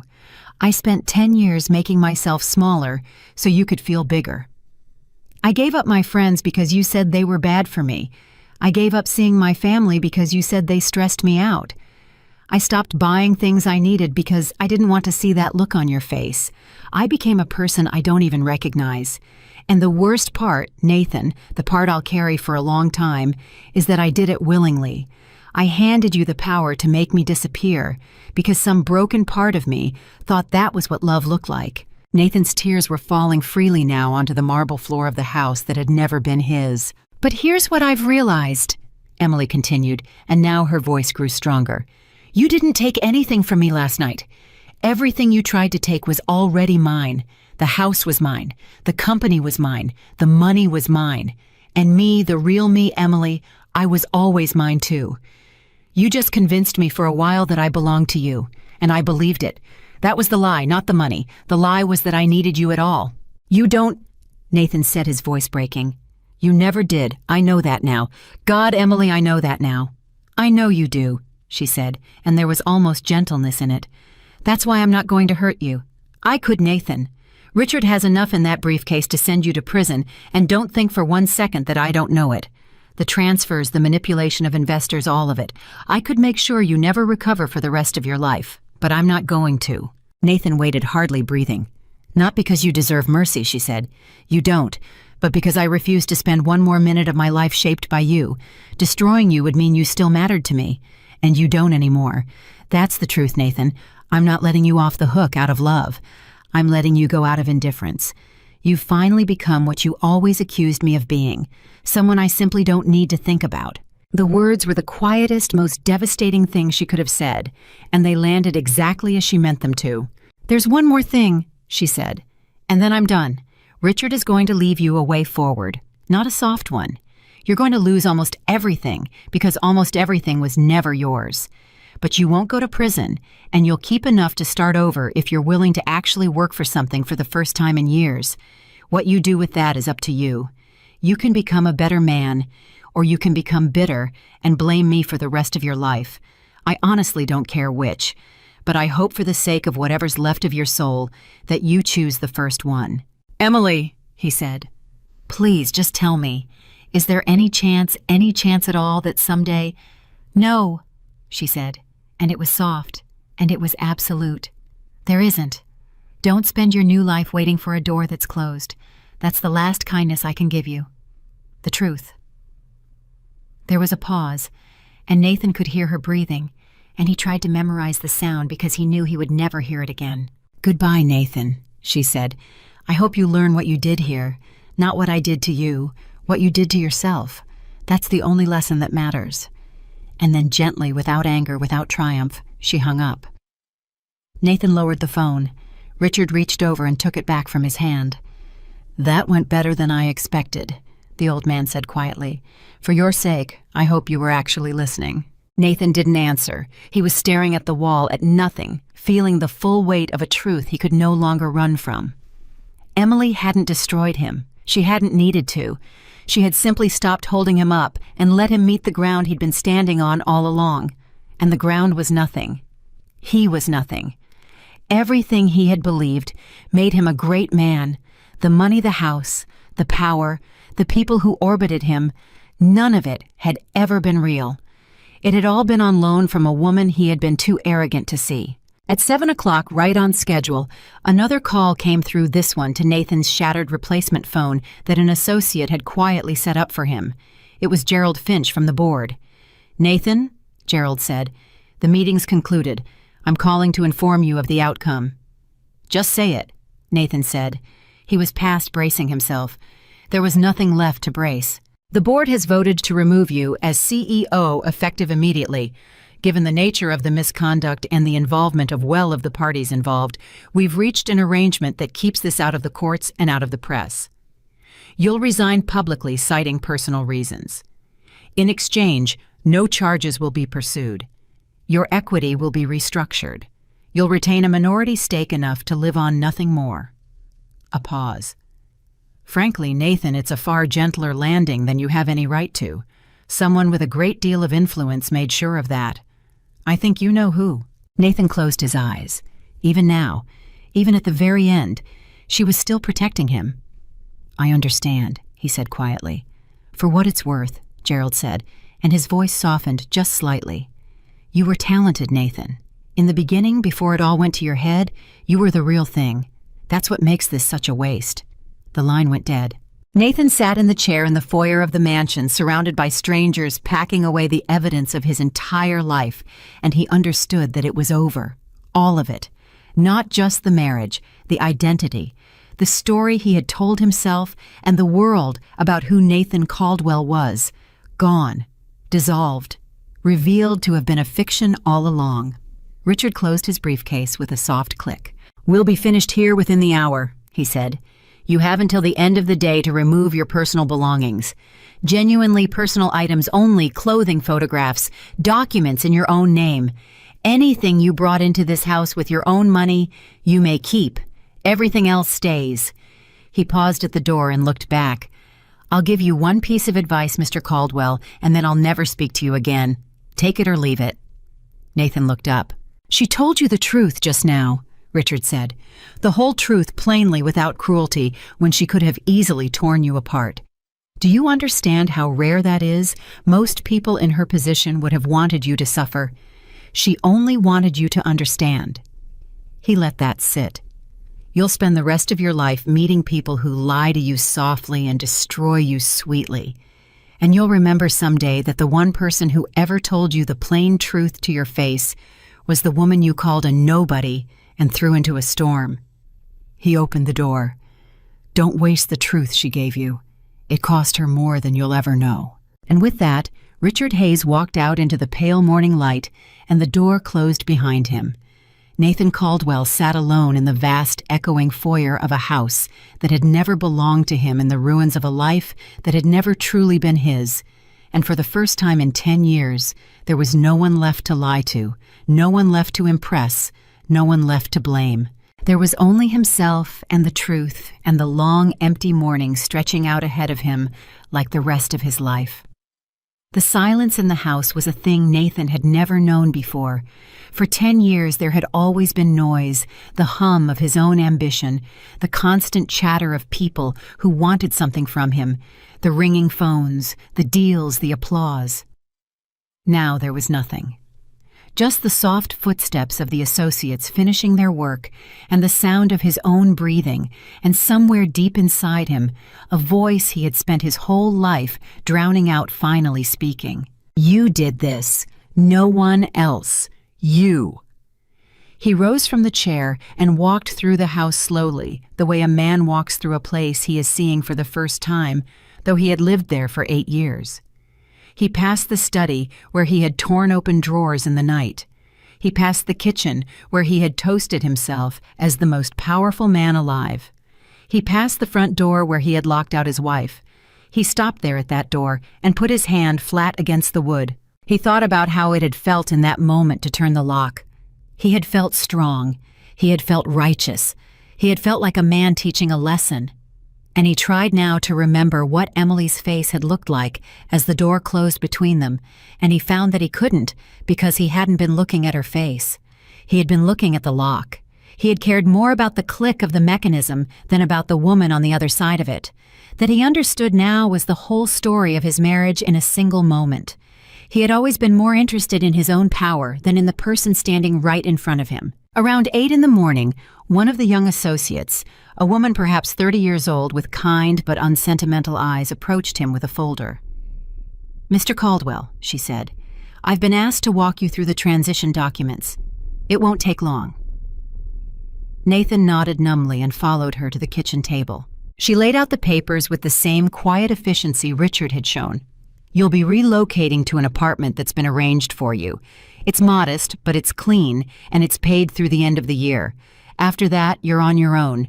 Your minority stake in Caldwell Global will provide a small income enough to cover basics if you're careful. Your personal vehicle, the one titled in your own name, is yours to keep. Everything else reverts to Whitmore Holdings." Nathan stared at the address on the apartment paperwork. It was a neighborhood he had driven through 1,000 times without ever slowing down, the kind of place where ordinary people lived, ordinary lives, the kind of place he had privately looked down on for years. "An apartment?" he said quietly. "Yes." He almost laughed. 10 years ago, before all of this, I lived in a place just like this. 1 bedroom, water stain on the ceiling. I used to tell Emily that someday I'd buy her a mansion." He shook his head slowly. "I did buy her a mansion, except I didn't. She bought it, and I didn't even know." The associate said nothing. It wasn't her job to comfort him, and she didn't try. "Can I ask you something?" Nathan said. "You can ask." "Did you know her, Emily?" The young woman hesitated, and for the first time something human flickered across her professional composure. "I've met her a few times over the years, at the firm." "What is she like?" Nathan asked. "The real her, the one I never got to meet." The associate was quiet for a moment, considering whether to answer. Then she set down her pen. "She's the kindest person in that entire building," she said, "and that building is full of some of the most ruthless people in the country. She remembers everyone's name. She asks about your family, and she actually listens to the answer. 2 years ago, my mother was sick, and Emily, who barely knew me, quietly arranged for a specialist to see her and never once mentioned it or asked for anything in return. I only found out later." She picked her pen back up. "So when I got the call last night about what you'd done to her, I have to be honest with you, Mr. Caldwell. It took everything I had to be professional this morning, because the woman you threw into a storm is the best person I've ever met. And you looked at her every day for 10 years and saw a nobody." Nathan had no answer for that. There was no answer. She finished walking him through the documents, gathered her folder, and left him alone. By mid-morning, the associates had finished. One by one, the black vehicles pulled away until the driveway was empty and the house was silent, and Nathan was alone in it for the last time. He spent the next several hours doing something he had not done in years. He packed his own belongings with his own hands into boxes and suitcases. He was struck as he did it by how little of the house was actually his. The clothes in his closet, most of which had been bought with money that traced back to Emily. A watch his father had left him, one of the few things in the world that was truly, unquestionably his own. A handful of photographs, his college diploma, a box of old letters from before he was rich, from a time when he had been hungry and idealistic. And he realized now, with a sharp pang, a better man than he had become. He found at the bottom of a drawer a photograph from early in their marriage. Emily was laughing at something off camera, her head thrown back, completely unguarded, radiantly happy. He didn't remember taking it. He didn't remember what had made her laugh. But he remembered that version of her, the one who laughed easily, and he understood that he had watched that laughter fade year by year and had never once wondered why. He had been too busy building his empire to notice the light going out of his own wife. He sat down on the floor of the bedroom, holding the photograph, and he cried in a way he had not cried since he was a boy. Not for the house, not for the money, not even for the company. He cried for the woman in the photograph and for the man he had been when he took it, and for the 10 years he had spent turning both of them into strangers. Around 1 in the afternoon, his phone buzzed. For one desperate second, his heart leapt, thinking it might be her. It wasn't. It was a text from Vanessa. "Hey, I heard some crazy stuff. Is any of it true? Are you okay? Maybe we could talk." Nathan stared at the message for a long time. 12 hours ago, this woman had abandoned him the moment she smelled trouble. Now it seemed she'd heard something that made her think there might still be scraps worth circling back for. Or perhaps she was simply curious. It didn't matter. He understood with perfect clarity exactly what she was and exactly what she wanted. And he understood, too, that she was a mirror of what he himself had always been, a person who measured others by their usefulness. He typed back a single line. There's nothing left to talk about. Then he blocked her number. It was a small thing, but it was, he realized, the first genuinely honest decision he had made in years. He had not done it to punish her. He had done it because he finally saw the pattern he'd been living inside, and for the first time he chose to step out of it. He carried his boxes down to his car one by one. It took several trips. No one helped him. There was no one to help him. The man who had once commanded a company of hundreds now loaded his own belongings into a modest sedan in the driveway of a mansion that was no longer his, and he did it alone. And something about the ordinariness of the task, the simple physical labor of it, began strangely to steady him. When the last box was loaded, he stood in the driveway and looked up at the house one final time. It really was beautiful. He could admit that now without the poison of ownership. It was a beautiful house, and it had never been his, and he had been happy in it for exactly as long as he had been kind to the woman who provided it, which was to say, not nearly long enough. He thought about the night before, about standing in this very driveway in the rain, pounding on the window of Emily's car, begging her to tell him who was destroying him. And he understood now that no one had been destroying him. Emily had told him the truth. She hadn't torn anything down. She had simply stopped holding it up. Everything that fell had been falling all along, propped up by her hands, and the moment she let go, gravity did the rest. He had spent the night looking for an enemy, and the only enemy had been his own reflection. He got into his car. He did not look back at the house as he pulled away. He had learned at least that much. The drive to the apartment took 40 minutes, and Nathan spent all of it thinking. Not scheming for the first time in his adult life, but thinking, remembering, trying to trace the exact path by which a hungry, idealistic young man had become the person who locked his wife in a storm. It hadn't happened all at once. That was the thing about becoming a monster he was learning. No one decides to become cruel. It happens the way water wears down stone, one small choice at a time. The first time he'd taken credit for something Emily had done, and she'd let him, and it had felt good. The first time he'd criticized one of her friends and watched her pull away from them and felt a flush of control. The first time he'd questioned a purchase and watched her flinch and apologize and felt God help him powerful. Each small cruelty had been a brick, and he had spent 10 years building a wall between himself and the only person who had ever truly loved him. And last night, he had finally finished it and locked the door and celebrated. The apartment was on the 3rd floor of a plain brick building. It was small, 2 rooms and a kitchenette with a window that looked out onto a parking lot. It was, Nathan thought, as he stood in the doorway, almost exactly like the apartment he had lived in when he first met Emily, before any of the money, when he'd been nobody and hadn't known it and had been in his own clumsy way genuinely happy. He set down his boxes and sat on the edge of the bare mattress and let the silence settle around him. His phone buzzed one more time. It was Richard Hayes. A final message from my client at her request. She wanted you to have this. After that, there will be no further contact from her or from this office. I've been instructed to pass it along exactly as she wrote it. Nathan's hands trembled as he opened the attachment. It was short, just a few lines in Emily's handwriting photographed and sent. Nathan, I'm not writing this because I forgive you. Maybe someday I will, but that's for me, not for you, and it's a long way off. I'm writing it because I loved you once, really loved you, and I don't want the last thing between us to be hatred. So here is what I want you to carry with you. You didn't fail because you weren't smart enough or strong enough. You had everything.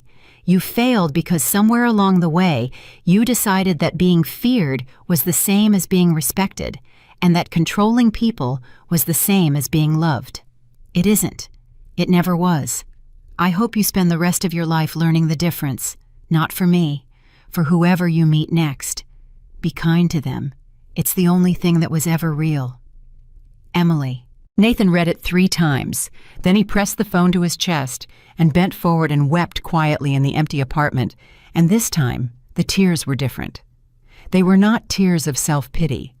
They were tears of understanding, which is a far more painful and far more valuable thing. She had given him a map out of the darkness he had built for himself. She owed him nothing, and she had given him a map anyway, because that was who she was and who she had always been and who he had been too blind and too arrogant to see. He sat in the small apartment as the afternoon light faded, holding his phone, reading her words over and over. And slowly something began to shift inside him. Not hope exactly. He had no right to hope, but something quieter and more honest. A resolve, a decision. He had spent 10 years becoming a man he was now ashamed of. He had the rest of his life to become someone else. He could not undo what he had done. He could not win Emily back, and he understood now that he shouldn't even try, because trying would only be one more act of taking from a woman who had already given him everything. But he could change. He could become finally the man she had once believed he was, not to earn her back, just because it was right, just because she had told him the truth, and the truth deserved to be honored. Outside, the ordinary world went on. People came home from work. Children played in the parking lot. A neighbor 2 doors down was cooking something that smelled of garlic and onions. The small, unglamorous human sounds of a life he had spent years looking down on. And Nathan Caldwell, who had lost his mansion and his company and his fortune, and his wife sat alone in a rented apartment and listened to them. And for the first time in longer than he could remember, he was not planning, not scheming, not calculating who could be useful to him. He was just sitting, just breathing. Just beginning in the wreckage of everything he'd thought defined him to figure out who he might become, now that the empire, the illusion, the lie he had called his life was finally completely and forever gone. The sun set on his first day as a nobody, and somewhere across the city in a very different kind of building, the woman he had thrown into a storm was beginning her first day as herself. The building where Emily began her first day as herself was one she had not set foot in for almost 3 years, and yet the moment she walked through the doors, it was as though the years folded up and vanished. The security guard at the desk, an older man named Walter, who had worked there since before she was born, looked up and his face broke into a smile so wide it nearly brought her to tears. "Miss Whitmore," he said, standing up straighter, "it's really you. We heard you might be coming back." "Hello, Walter," she said softly. "How's your granddaughter? Is she still playing the violin?" Walter blinked, astonished that she remembered. "She is Miss Whitmore. She made first chair this year." "First chair," Emily repeated, and she smiled, and for the first time in a very long time, the smile reached all the way to her eyes. "That's wonderful. Tell her I'm proud of her." She rode the elevator up alone, and as the numbers climbed, she felt something in her chest loosen some knot that had been tied so long she had forgotten it was there. For 10 years she had been shrinking, folding herself smaller and smaller to fit inside the space Nathan allowed her. Now, with every floor, she felt herself begin to unfold. Richard was waiting for her when the doors opened. The old man who had shown Nathan Caldwell nothing but ice all morning looked at Emily, and his entire face softened into something tender and almost paternal. "There she is," he said quietly. "Welcome home, Emily." "You look tired, Richard," she said. "You were up all night, because of me." "I would stay up 100 nights for you," he said simply. "You know that. Now come. There are some people who have been waiting a very long time to see you." He led her down the hall, and as they walked, doors opened and people stepped out. People she had known her whole life, people who had watched her grow up. An old assistant, a family accountant, a woman who had run the family foundation for decades. One by one they greeted her, not with the calculating smiles she had fled from all those years ago, but with genuine warmth, with relief, with the quiet joy of people welcoming home, someone they had feared they'd lost. And Emily understood something then that she had gotten terribly wrong when she was young. She had run away from her family, believing that all wealth corrupted, that everyone around money was a shark, that the only way to be loved for herself was to strip herself of everything and disappear. But standing in that hallway, surrounded by people who had loved her since before she could walk, she realized that she had thrown away the good along with the bad. There had been real love here all along.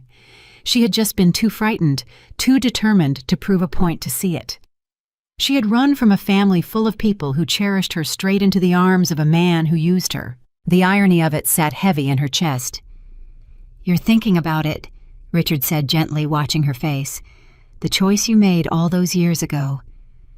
"I ran from the wrong thing," she said quietly. "I was so afraid of being loved for the family name that I ran to a man who didn't love me at all. At least here, the love was real.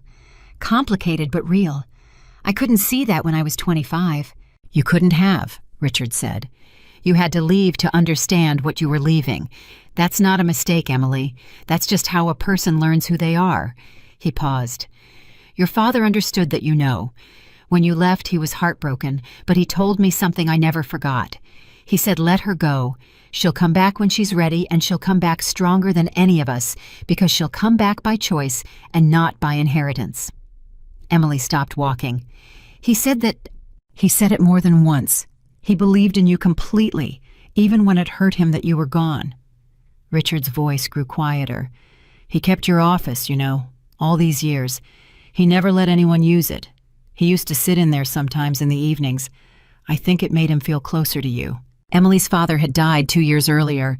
She had come to the funeral quietly in the back and left before anyone could crowd around her, still hiding, still running, still married to a man who had told her the trip was an inconvenience and that she shouldn't stay long.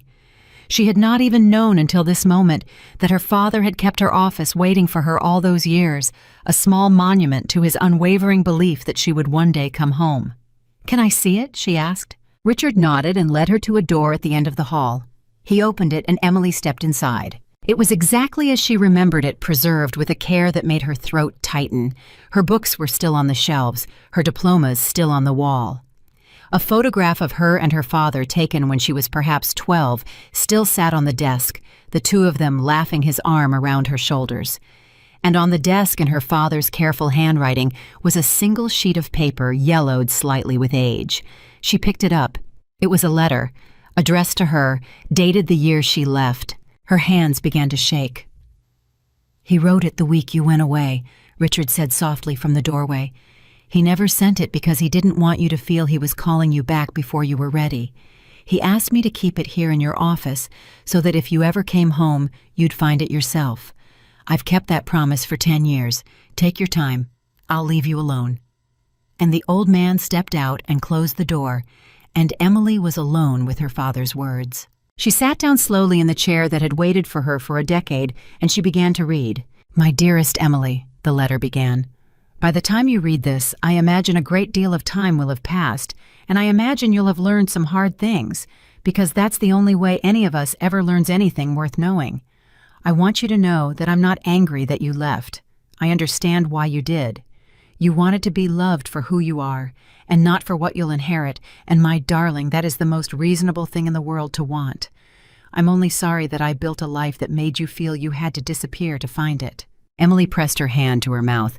I want to tell you something I've learned in my long life, the letter continued. Money doesn't make people love you, and it doesn't make people hate you. It simply reveals what was already in their hearts. The good people stay good, and the greedy people show you their greed. And either way, you learn the truth about who you're dealing with if you're paying attention. So don't hide from your name, Emily. Don't run from what you are. Use it to see people clearly. The ones who love you for yourself will love you whether you have everything or nothing. And the ones who only want what you can give them, well, they'll show you eventually. They always do. Just make sure you're brave enough to believe them when they do. Emily thought of Nathan standing in the rain, begging her to help him fix the empire she had secretly built. She thought of Vanessa vanishing the moment the money did. She thought of Marcus and the lawyer and the whole crowd of people who had surrounded Nathan and then evaporated. Her father had been right. The money had simply revealed what was already there, and she had been too afraid for too long to believe what it was showing her. She read the last lines. Whatever happens, whatever mistakes you make, and you will make them, we all do. You can always come home. This will always be your home. You will always be my daughter, and I will always, always be proud of you, whether I'm here to say it or not. Come home when you're ready, my brave girl. We'll be waiting. All my love, always. Dad. Emily set the letter down on the desk, and she put her face in her hands, and she wept 10 years of grief and love and regret pouring out of her at once. She wept for her father who had loved her enough to let her go and believe she would return. She wept for the years she had wasted, the years she could have spent with him, lost to a marriage that had been slowly poisoning her the whole time. And she wept finally with something like relief, because she was home, truly home, and her father, though gone, had left the door open for her all along. When she finally lifted her head, the light through the window had shifted. She had been sitting there a long time. There was a soft knock at the door. "Come in," she said, wiping her eyes. Richard entered carrying 2 cups of tea. He set one down in front of her without a word and settled into the chair across the desk, and for a while they simply sat together in comfortable silence, the old advisor and the woman he had watched grow up. "He'd be so happy," Richard said finally, "your father, to see you sitting in that chair." "I should have come home sooner," Emily said. "Before he died, I should have been here." "Perhaps," Richard said gently, "but you're here now. And I'll tell you something, Emily. In the last years of his life, your father was not a bitter man. He was a peaceful one, because he trusted you. He trusted that you were living your own life, learning your own lessons, becoming your own person. He didn't need you here to know that you were his daughter. He carried you with him every day." He sipped his tea. "Don't spend your homecoming drowning in the years you lost. Spend it building the years you have left. That's what he would want." Emily nodded slowly, and she looked around the office, her office, and she felt the future begin to take shape in front of her. "Richard," she said, "I want to do something with all of this. The money, the family resources, all of it.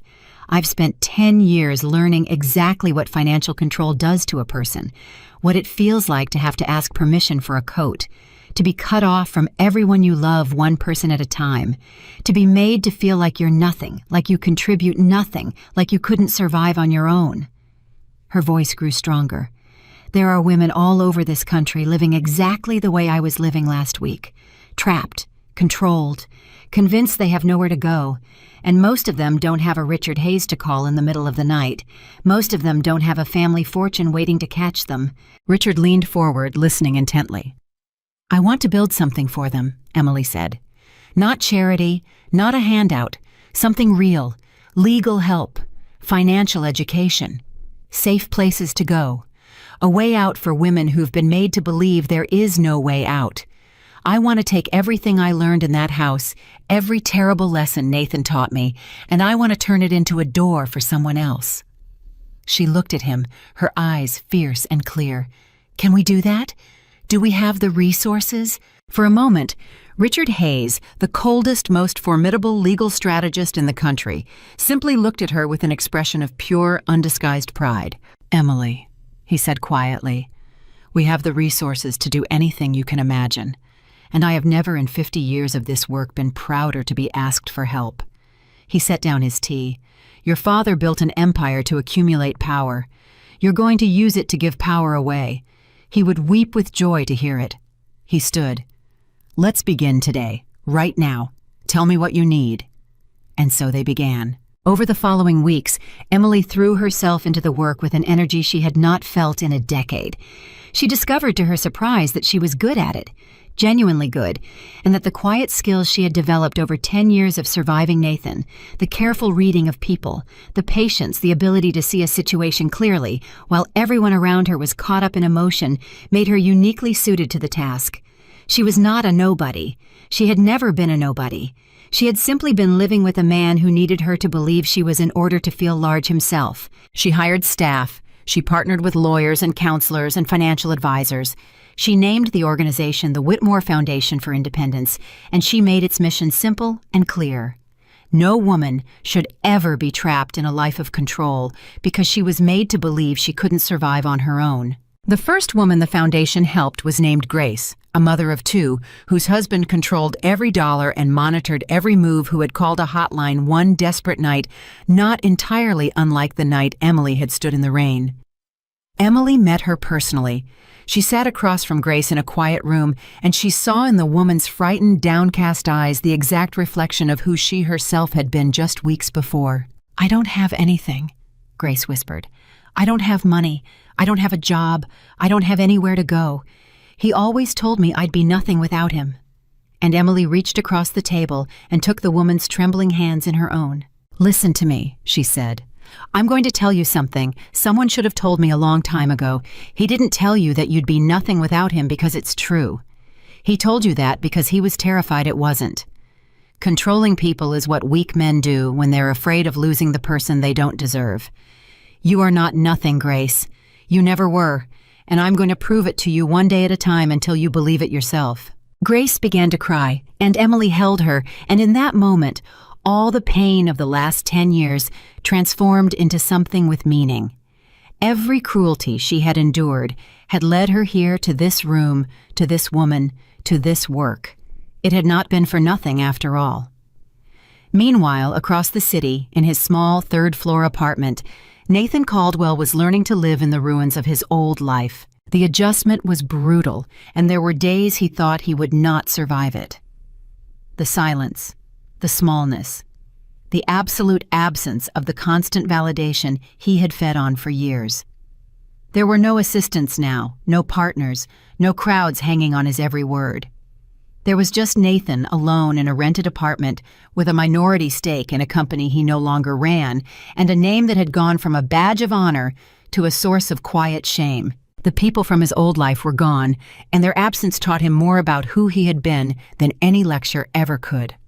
Not one of them called, not one of them checked on him. The hundreds of contacts in his phone, the vast network he had once been so proud of, had all quietly deleted him the moment he stopped being useful. And Nathan, lying awake in his small bed at night, forced himself to sit with the truth of it. He had built a life full of people, and not one of them loved him because he had never once loved any of them. He had collected them like assets, and the moment his value dropped, they had sold him off. He thought about Emily constantly, not with the desperate, grasping need of those first days, but with something quieter and more painful: understanding. He replayed 1,000 moments from their marriage and saw now all the things he had missed. The way she had lit up when she talked about her research before he'd made her feel it was frivolous. The way she used to reach for his hand before he'd taught her that affection was an interruption. The way she had looked at him in the very beginning with a hope and a trust that he had spent 10 years slowly extinguishing. He had been given a treasure, and he had not just failed to appreciate it. He had actively, deliberately, day by day, ground it into the dirt. And the worst of it, the thing that kept him awake, was knowing that she had never stopped being kind, not even at the end. She had held every weapon and used none of them. She had let him keep enough to start over when she could have left him with nothing. She had written him a letter, a map out of his own darkness, when she owed him only silence. He owed her something in return. Not his presence, he understood that now. The kindest thing he could do for Emily was to stay out of her life forever. But he could honor what she had told him. He could become a better man, not to win her back, not for any reward at all, just because she had been right and the truth deserved to be lived. So slowly, Nathan began to change. He got a job. It was the first job he had held in 15 years that wasn't at the top of a company he controlled. It was ordinary, humbling work at a small financial advisory firm, and he took it under a diminished title, and he showed up every day and did the work, and for the first time in his life was genuinely deeply grateful for it. His new colleagues did not know him as the great Nathan Caldwell. They knew him only as the quiet, hard-working man who stayed late and helped without being asked and never bragged about himself. And Nathan found to his surprise that he liked this version of himself far more than the one everyone used to applaud. He began to help people in small ways, expecting nothing in return, which was itself an entirely new experience. A young analyst struggling with a difficult account, and Nathan stayed 2 hours after work to help her and asked for nothing. A colleague going through a divorce, and Nathan sat with him at lunch and listened, really listened in a way he had never once listened to anyone in his old life. And each small act of unrewarded kindness felt like laying a single brick in the foundation of a new man, one to replace the wall of cruelty he had spent a decade building. He never contacted Emily. He wanted to more than he had ever wanted anything. But every time the urge rose, he remembered what Richard had told him. Your apology is for you, not for her. She does not owe you the relief of forgiving you. And Nathan understood that reaching out even to apologize would just be one more act of taking from a woman who had already given him everything. So he honored her with silence, which was the hardest and truest gift he had ever given anyone. Then one afternoon, several months later, a small item appeared in a business newsletter that Nathan happened to read. It was about a new foundation making waves in the philanthropy world dedicated to helping women escape financially controlling relationships. The foundation had already helped dozens of families in its first few months, and it was expanding rapidly, funded by one of the country's oldest private fortunes. It was called the Whitmore Foundation for Independence. Nathan read the article 3 times, and then he set the paper down and he wept, but this time the tears were not for himself. They were for her, because he understood, reading between the lines, exactly what she had done. She had taken the worst thing that had ever happened to her, the years of quiet cruelty he had inflicted, and she had turned it into a lifeline for women she had never met. She had taken her pain and made it into a door for others. That was the difference between them, laid bare in a single newspaper column. When Nathan had been hurt in life, he had turned it outward and made others suffer. When Emily had been hurt, she had turned it into something that would ease the suffering of strangers. He had thrown her into a storm, and she had become shelter for others caught in storms of their own. Nathan folded the newspaper carefully and placed it in a drawer, and he made himself a quiet promise.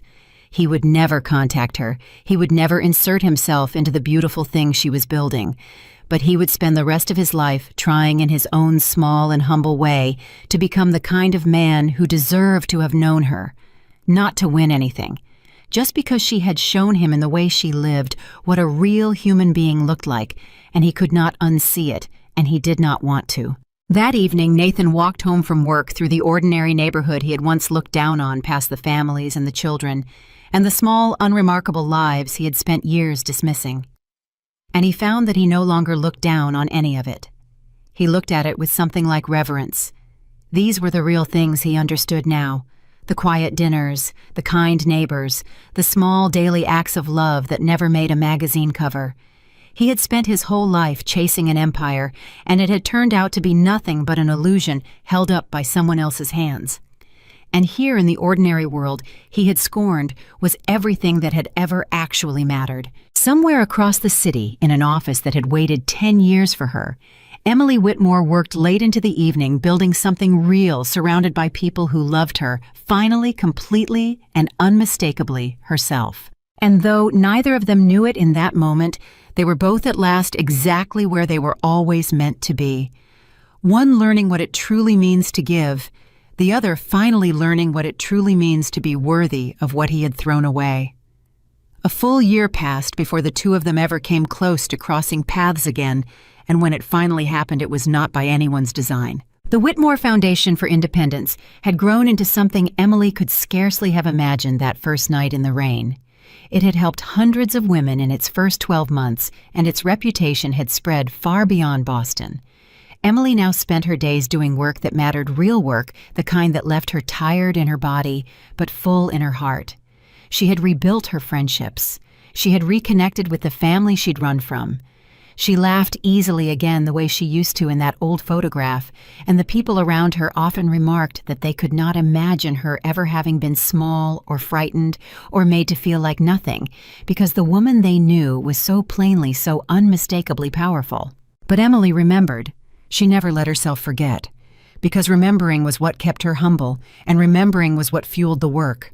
On this particular evening, the foundation was hosting a benefit dinner, a gathering of donors and advocates, and most importantly, some of the women the foundation had helped, women who now stood on their own feet, who had jobs and homes and lives they had built themselves. Emily loved these evenings more than any of the galas of her old life, because the pride in these rooms was real. It had been earned. She was near the front of the room, listening to Grace, the very first woman the foundation had ever helped deliver a short speech. Grace stood tall now, her voice steady, and she spoke about the night she had called for help, about the woman who had held her hands across a table and told her she was not nothing. She told me that controlling people is what weak men do when they're afraid of losing someone they don't deserve. Grace said, her voice ringing out clear and strong. And she told me I was not nothing. I didn't believe her. But she believed it for me until I could believe it myself. And now I stand here a year later in my own apartment, with my own job, with my children safe, and I am living proof that she was right. The room erupted in applause, and Emily felt her eyes sting, and she thought not for the first time about how the worst night of her life had somehow become the seed of the best thing she had ever done. It was during this applause that one of her staff members approached her quietly and leaned close. "Miss Whitmore," the young man murmured. There's something you should know. We've been reviewing the anonymous donations from this past year, doing our due diligence, and we found something unusual. There's been a recurring monthly gift, small amounts, nothing large but consistent every single month for the past 11 months, always anonymous. We finally traced the source as we're required to do. He hesitated. The donor is Nathan Caldwell. Emily went very still. For a moment, the sounds of the room seemed to fade away. Nathan. The name she had not spoken aloud in a year, the man she had thrown into his own storm and then walked away from cleanly, completely, without looking back. "How much?" she asked quietly. "In total, just under $9,000 over the year. It's not a large sum by our standards, Miss Whitmore. But given what we know of his current circumstances, given that he's living on very little now, it represents—" The young man paused, choosing his words. "It represents a significant portion of what he has. He's been giving a real percentage of a modest income, quietly, anonymously, for nearly a year, never once asking for recognition. We only know it's him because the law requires us to verify our funding sources." Emily was silent for a long moment. She thought about the man who had locked her out of a mansion and told her the cold would teach her to be humble. She thought about the man who had planned in secret to leave her with nothing, who had written in a legal document that she had contributed nothing of value. And she tried to reconcile that man with the one who had been quietly giving a piece of his small paycheck every single month to the foundation she had built, expecting nothing, wanting nothing, telling no one. "Does he know that we know?" she asked. "No, and by our policy we don't disclose it.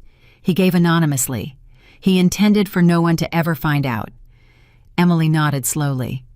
"Then he can never know that we found out," she said. "That's his gift to make, anonymously, the way he intended it. We don't take that from him." The staff member nodded and stepped away, and Emily stood alone at the edge of the celebration, holding a truth she had never expected to hold. She had spent a year believing she understood exactly who Nathan Caldwell was. And now she understood that people are not fixed things, that even a man who does something terrible can, given enough loss and enough silence and enough honest reckoning, begin to become someone else. She had told him in that final phone call that she hoped he would choose to become a better man, and she had said it without any real belief that he would, because in her experience, men like Nathan did not change. They only found new people to control. But he had changed, quietly, without an audience, in the one way that actually counted when no one was watching and there was nothing to gain. Emily did not seek him out. She did not reach for the phone. There would be no reconciliation, no reunion, no dramatic scene. That door was closed, and it deserved to stay closed, because the life she had now was too good and too whole to risk on the ghost of a marriage that had nearly destroyed her.